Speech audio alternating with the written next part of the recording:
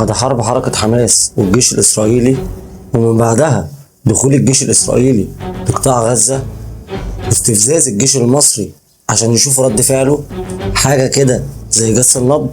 وكل ده كوم ومخطط إسرائيل لتهجير سكان قطاع غزة للأراضي المصرية كوم تاني.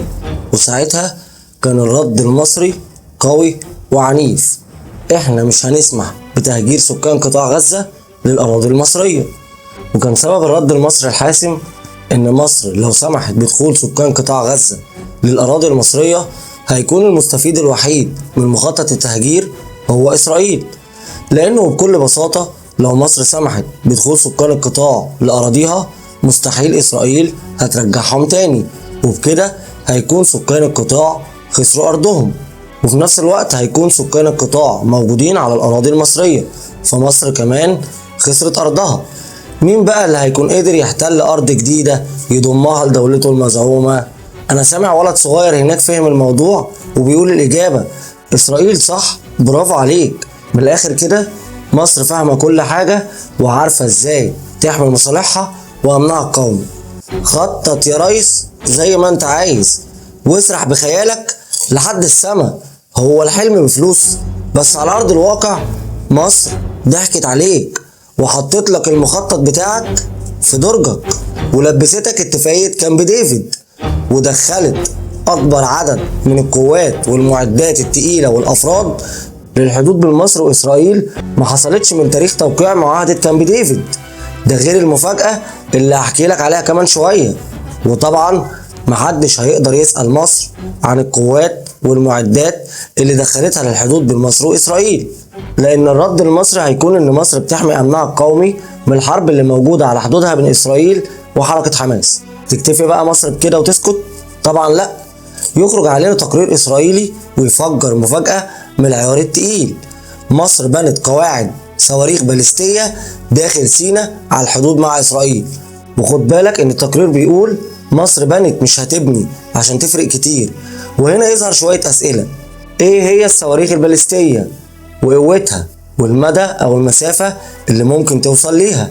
وليه من حق إسرائيل إنها تخاف وتترعب لو التقرير ده صحيح؟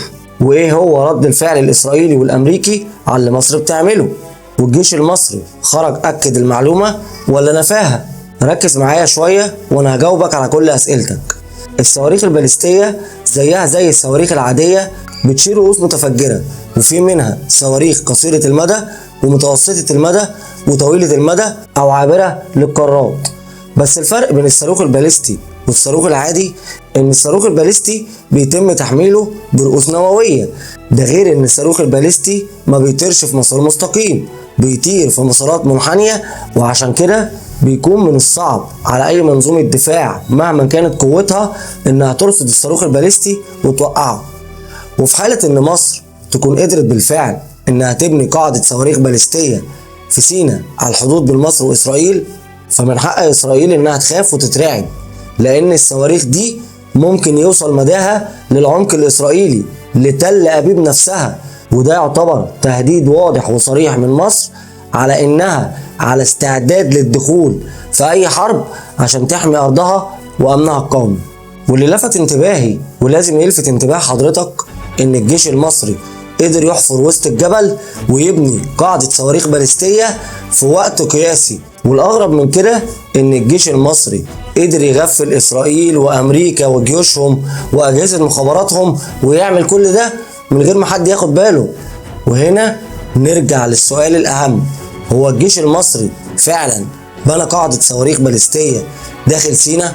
أحب أقولك إننا مستحيل نعرف إجابة السؤال ده، لأن الجيش المصري لو بنى قاعدة صواريخ مش هيطلع يقول للعالم أنا بنيت قاعدة صواريخ في مكان معين، لأن ده يعتبر من الأسرار العسكرية واللي أكيد الجيش المصري هيحتفظ بيها لنفسه. وأحب أقولك إن التقرير الإسرائيلي ده لو صحيح، مصر هتكون لأول مرة بتفرض سياسة الأمر الواقع على إسرائيل وأمريكا بقوة السلاح، نفس السياسة اللي كانت إسرائيل وأمريكا بتطبقها على العالم في الأيام اللي فاتت. لفت الأيام ودارت ومصر اللي فرضتها عليهم. وبرغم إني مش متأكد من صحة التقرير الإسرائيلي، لكن اللي متأكد منه إن الجيش المصري ما بيهزرش وإن أي حد لو حاول يقرب من الحدود هيزعله. ولما حصل ضرب نار على الحدود المصرية الإسرائيلية، الجيش المصري ما سماش على حد وراح رادد بضرب النار في رسالة منه إنه هيحمي حدوده تحت أي ظرف من الظروف ومهما كان الثمن.